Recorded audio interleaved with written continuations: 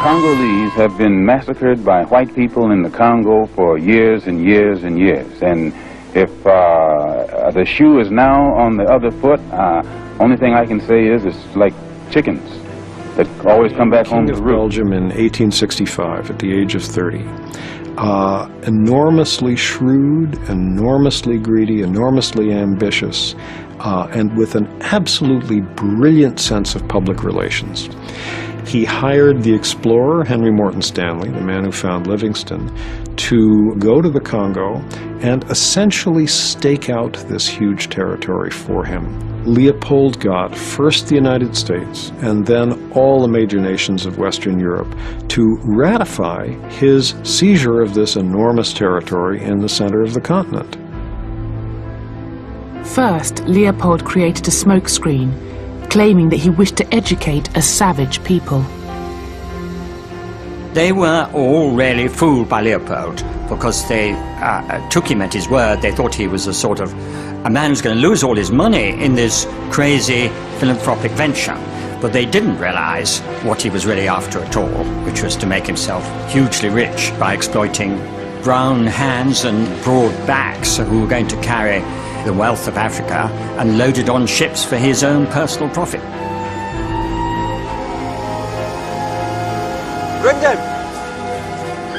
Extreme violence was employed to impose Leopold's dominion.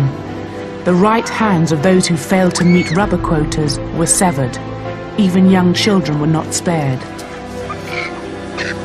In 1896, a German newspaper reported that 1,308 hands had been gathered in one day. Leopold created a 90,000-strong army to enforce his rule. One of his lieutenants wrote, "Only the whip can civilize the black."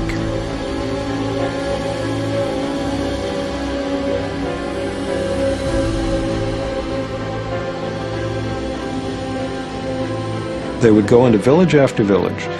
The army would seize the women of the village and hold them hostage in order to force the men of each village to go into the forest and gather a monthly quota of wild rubber. And they did this for about 20 years. And you can just very easily imagine if you have a village where the women are all being held hostage, the men are all in the forest as forced laborers for several weeks out of each month. There's nobody to plant and harvest food, to go hunting, to go fishing, to do all the normal things through which a community feeds itself. So from all of these causes, starvation, being worked to death, and most of all from the disease that hit this famine. Did something different. But how many people here have cell phones? If you got your cell phone, raise your cell phone. Get your cell phone. Pull it out. Pull out, raise it. The cell phones that we have, in order for those cell phones to be produced, most of the cell phones that we have, you need a mineral called coltan. A mineral called coltan. Much of this mineral comes from the Democratic Republic of the Congo. The Congo was at one of the richest countries on the planet is the Congo. The Belgium and the U.S. government. And they assassinated him. Then a gentleman by the name of Mobutu became to power. And the U.S. gave him over $300 million to oppress his own people, to make sure gold and silver and coltan would continue to flow to Europe and the United States and Australia. And then in 1997, when Mobutu died of cancer, there was another person who came to power by the name of Kabila. And Kabila then eventually died, but a civil war ensued. In order to finance the civil war, because cell phones were exploding at that time, they would mine coltan. It seemed like much, but in order to, this cell phone you have, this cell phone I have, it has coltan in it. In order to get that coltan, they would kidnap children to mine the coltan in the Congo. In the last 10 years or so, 5.4 million children have been murdered in the Congo. 5 million people. Let me explain it this way. In World War II, 400,000 people died. African Civil War, 500,000 people. 5.4 million people. Larger than any other conflict, any other war since World War II. More people have died in the Congo than any other conflict in the last 40 years combined. But no one has heard a thing. Because it's happening in Africa, in the Congo, and there's so much money at stake. Coltan. So this is what... Be a village anywhere in Africa. Locals celebrating with their centuries-old music and dance. But Jambur is 1,000,000 miles from the continent. And these apparent Africans are in fact Indians, whose ancestors have lived here in Gujarat state for up to 1,000 years.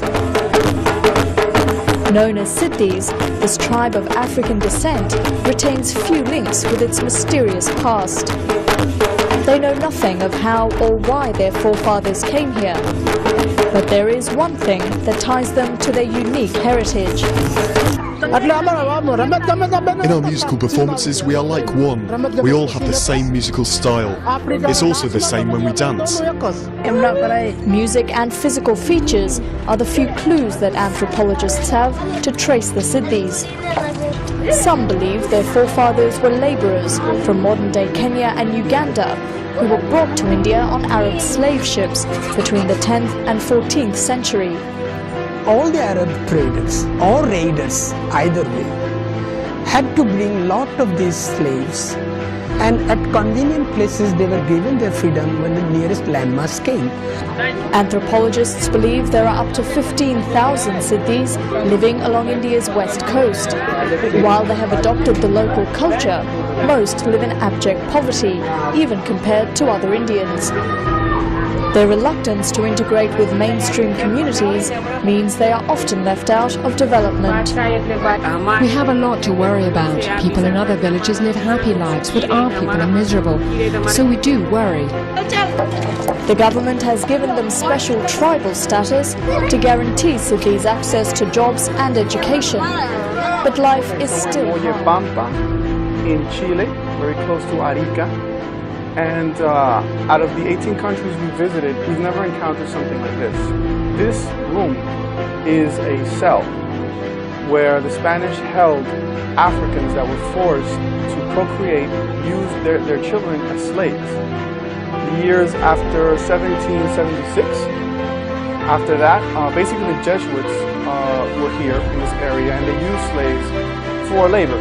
But when they left after 1778, the part of the Spanish crown that were in this area used these enslaved Africans for labor, specifically from Congo, Mandinga, Bestoche, Suanese, Guinea, so from many parts.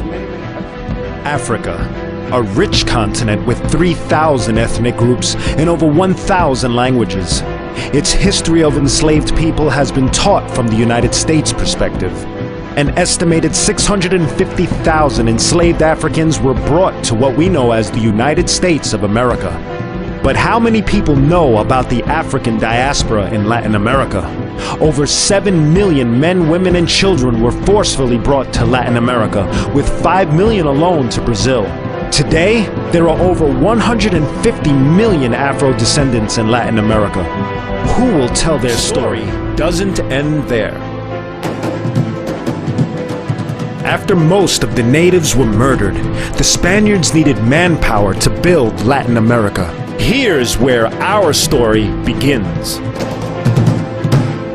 Over 15 million enslaved African men and women were brought to what we know as South and Central America and the Caribbean. This documentary rewrites the history taught to us in textbooks and the contributions of African descendants in Spanish-speaking countries. Also included is Brazil and Haiti, two very important nations that are a part of Latin culture. This television program covers themes from the transatlantic slave trade to social issues affecting these communities today. It covers faith, the many religious practices and beliefs of African descendants, and how they are a part of Latino culture now.